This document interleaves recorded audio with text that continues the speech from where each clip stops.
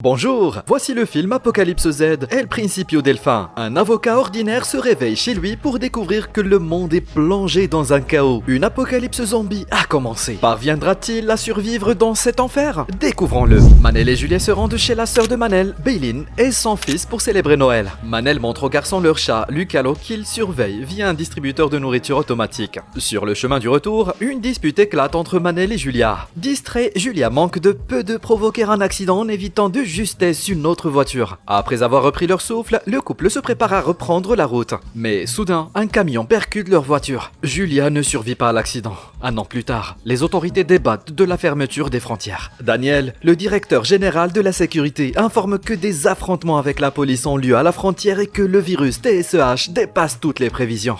Des mesures plus radicales sont prévues dans les prochains jours. À cause de ces nouvelles, la ville s'est vidée et beaucoup de gens n'osent plus sortir de chez eux. Certains politiciens accusent un possible usage d'armes biologiques, tandis que l'ONU affirme que l'épidémie provient d'anciens laboratoires soviétiques abandonnés. Manel, quant à lui, se rend au port où Maria l'attend. Maria souhaite acheter le bateau de Manel. Peu après, Manel part faire des courses. Pendant ce temps, Baylin tente de le joindre à plusieurs reprises, mais il ne répond pas. Dans le magasin, les clients achètent tout ce qu'ils trouvent, ce qui pousse la direction à limiter les achats à 2 unités par article et par personne. La panique grandit de minute en minute. Le ministre de la Santé apparaît à la télévision pour annoncer 2 cas d'infection en ville, tout en assurant que la situation est sous contrôle. Après avoir terminé ses courses, Manel appelle sa sœur. Son mari Mario, militaire, emmène leur fils pour s'occuper de lui. Manel explique qu'il n'a finalement pas vendu son bateau, car les acheteuses voulaient quelque chose de plus moderne. Baylin lui annonce alors que, grâce au poste de Mario, leur famille sera transférée aux îles Canaries pour y attendre la fin de l'épidémie en sécurité. Mario estime qu'il doit vérifier les systèmes de communication, mais il n'a reçu aucune autre information. Baylin insiste pour que Manel les accompagne, soulignant qu'il est complètement seul. Manel répond qu'il n'est pas seul, puisqu'il a Lucalo, son chat. Après réflexion, il décide tout de même de faire ses bagages et, avec son chat, se rend à l'aéroport. En chemin, il remarque que ses voisins font de même, rassemblant leurs affaires et quittant leur maison. La panique est alimentée par les nouvelles sur une mutation du virus, plongeant les autorités européennes dans une situation critique. La mutation du virus a drastiquement réduit la période d'incubation, passant de quelques heures à seulement quelques minutes. Le mode de transmission confirmé inclut le contact direct avec les infectés, notamment par morsure, bien qu'aucune propagation par voie aérienne n'ait été constatée. Tous ces changements se sont produits au cours de la dernière nuit. Peu après, Manel se prépare à embarquer. Cependant, au contrôle, le document d'une jeune femme s'allume en rouge. Tout le vol est annulé par mesure de sécurité, suivi de l'annulation de tous les autres. Les téléphones des passagers reçoivent une alerte d'urgence nationale. Dans la panique, un homme s'introduit de force dans un avion, poursuivi par un agent de sécurité. Baylin rappelle Manel avec une nouvelle inquiétante. Le virus a encore muté, réduisant l'incubation à seulement quelques minutes. Elle lui dit de rentrer chez lui immédiatement. Avec toutes les routes fermées, une gigantesque embouteillage de plusieurs kilomètres se forme à la sortie de la ville, alors que les forces militaires commencent à arriver. À la radio, on rapporte qu'un individu a attaqué 2 officiers, nécessitant leur évacuation immédiate. Manel comprend qu'attendre dans les embouteillages est inutile. Il prend son chat et décide de rentrer chez lui à pied. Ce n'est qu'au milieu de la nuit qu'il atteint la ville. Des ambulances errent sans but précis, tout à cause d'une maison placée en quarantaine par les soldats. Manel, curieux, tente de se renseigner sur la situation, mais les militaires lui ordonnent de ne pas s'approcher, car ils sont en train d'évacuer un infecté de la maison. Manel est choqué en reconnaissant son voisin, devenu complètement fou. Le lendemain, Baylin l'informe que les autorités prévoient de créer des zones sécurisées pour y regrouper les habitants. Cependant, au sein de l'armée,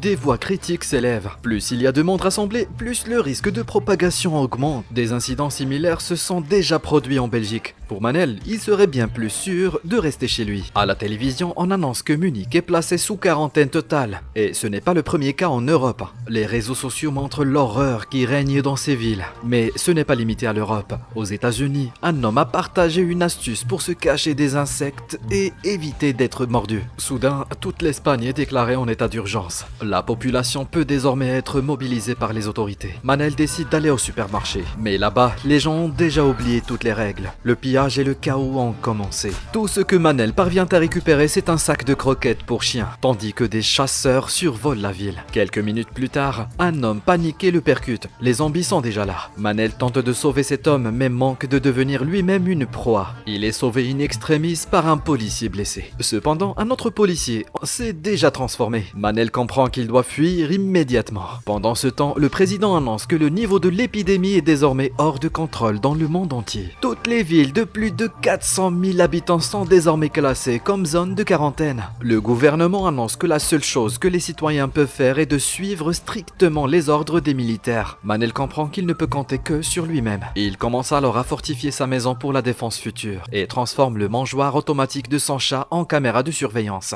Pendant la nuit, les soldats annoncent le début de l'évacuation, avertissant que refuser de coopérer entraînera des conséquences. Manel envisage de monter dans un bus d'évacuation, mais sa sœur lui interdit de le faire. Heureusement, il a installé des panneaux solaires et des batteries, sinon il n'aurait plus d'électricité. Ses réserves de nourriture sont presque épuisées, ce qui le force à sortir pour chercher des provisions. Armé d'un harpon, Manel pense que ses voisins ont tous quitté les lieux. Il fouille plusieurs maisons jusqu'à ce qu'il tombe sur une femme, Gabriella. Elle lui indique une maison où il devrait trouver de la nourriture. Elle explique qu'elle a vu les habitants rentrer avec de nombreux sacs de courses avant de partir avec les soldats. Ils n'ont sûrement pas eu le temps de tout consommer. En fuyant le lieu indiqué, Manel trouve non seulement des provisions, mais aussi une moto avec les clés, ce qui lui permet d'élargir sa zone de recherche. Malgré cela, le butin reste maigre. Toutefois, il découvre deux talkie-walkie. Il en garde un et donne l'autre à Gabriella. Plus tard, Manel entre dans une nouvelle maison et entend des pas derrière lui. Pris de panique, il tire en se retournant et manque de peu de tuer un homme qui s'enfuit terrifié. Heureusement, cette maison contient assez de nourriture pour qu'il puisse en partager avec Gabriella. Au milieu de la nuit, Gabriella l'appelle à la radio et lui demande de mettre en marche un poste radio. À travers la radio, quelqu'un diffuse un message pour tous les survivants indiquant l'emplacement de leur refuge. Avec les provisions presque épuisées, Manel propose de tenter leur chance. Gabriella, inquiète à cause de son handicap, craint d'être un fardeau, mais Manel la rassure en promettant de faire tout son possible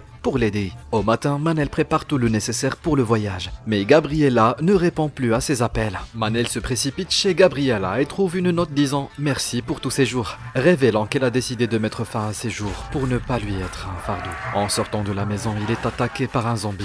Manel recharge son harpon et tire, éliminant la menace. Craignant que le harpon puisse désormais être contaminé, il le désinfecte avec de l'eau bouillante. Pendant ce temps, il enregistre un message pour sa sœur, lui annonçant qu'il part vers le refuge. En quittant la ville, Manel tombe sur un poste de contrôle militaire abandonné. Au bruit de son moteur, les infectés commencent à affluer. Manel arrive dans un camp de survivants. Il pensait que la forêt serait plus sûre, mais c'était une erreur. Alors que sa moto tombe en panne, il aperçoit un quai tout proche et réussit à se réfugier derrière une grille. Cependant, un autre problème se pose. Toutes les embarcations ont été volées. Dans un magasin, il récupère tout ce qui peut lui être utile et repère un bateau solitaire. Après avoir retiré ses chaussures, il nage jusqu'à l'embarcation pour la vérifier. Malheureusement, elle ne démarre pas et il découvre un zombie enfant caché à l'intérieur. Sa seule option est d'utiliser un canot pneumatique. Tard dans la nuit, Manel est découvert par des Russes. Les Russes emmènent Manel sur leur chaloupe, où il peut enfin nager avec Lucas. Après le repas, il lui attribue une petite cabine. Le lendemain, Manel devra leur indiquer des endroits où trouver des provisions. Manel demande s'ils ont croisé d'autres survivants. Victor lui assure que non. Cependant, dans la nuit, de nouveaux réfugiés arrivent, parmi lesquels se trouvent plusieurs femmes. Au matin, Manel ne voit aucun des nouveaux arrivants. Victor prétend que personne n'est monté à bord pendant la nuit. Mais alors, pourquoi leur bateau est-il là? Et pourquoi une porte est-elle fermée à clé? Manel comprend qu'on lui ment et demande à Victor de lui dire la vérité. Plus compréhensif que les autres,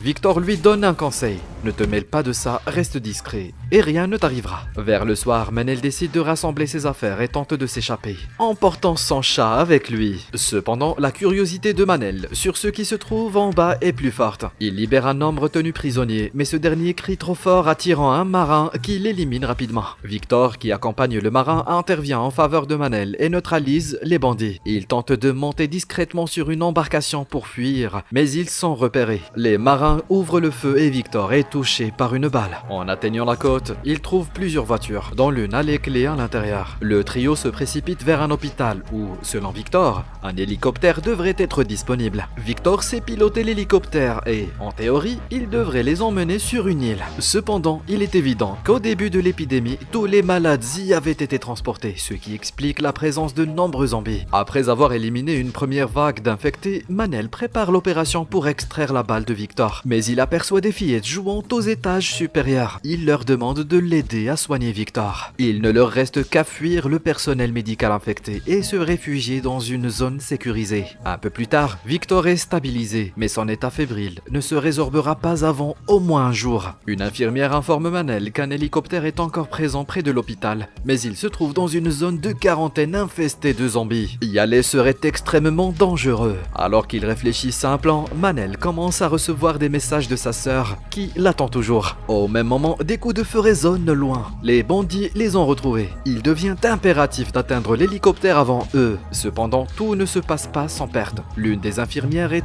mordue par un zombie. Manel se souvient d'une vidéo où un homme expliquait une méthode sûre pour se déplacer parmi les zombies. Cependant, cette technique a un défaut majeur. Le haut reste exposé. Les zombies tentent de grimper, mais une hache s'avère un excellent argument pour les repousser. Tout le groupe monte à bord de l'hélicoptère et le met en marche. À cet instant, les bandits pénètrent dans la zone de quarantaine et se fraient un chemin parmi les infectés. Le chef de la bande ordonne d'éteindre l'hélicoptère. Manel réalise qu'il n'a pas d'autre choix. Il ouvre la grille, laissant entrer les zombies pour créer un chaos qui pourrait les sauver. Les zombies, trop nombreux, submergent les bandits, qui périssent tous. Les rares survivants sont éliminés par Manel avant qu'il ne grimpe à l'échelle de l'hélicoptère. La victoire semble enfin à portée de main. Cependant, alors qu'il s'approche de l'île, Manel capte un signal de Baylin, qui supplie son frère de ne pas s'en approcher. À ce moment, des chasseurs survolent l'île, larguant des bombes. C'est sur cette image troublante que le film se termine.